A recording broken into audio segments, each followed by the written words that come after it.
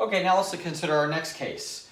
In this case, let's assume in our correlation table that the relationship between x1 and x2 does exist. It is something other than 0, positive or negative. The relationship between x1 and y, however, in this case, is 0, as is the relationship between x2 and y.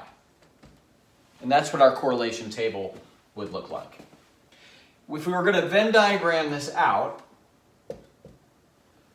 we'd have our outcome variable. And here we have a relationship between x1 and x2. Right? So this says that some of the variance in x1 can be explained by the variance in x2 and vice versa. There is a correlation between them. Right? If I was going to square Pearson's correlation here, that would tell me how much of the variance in x2 is explained by the variance in x1.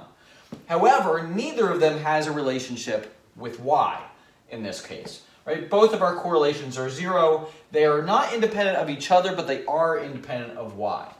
So now, in this case, how does this reduce? Well, this becomes 0 plus 0, and again, because we have our y's up here, plus 0 again, over 1 minus r squared 1, 2, but we know that 0 over anything, r squared equals 0.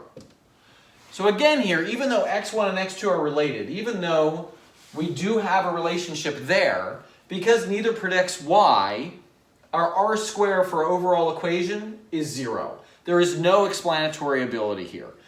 Our predictors do not, this model has no explanation or no explanatory ability, no predictability. Our x1 and x2 do not predict y. Therefore, r squared is equal to 0.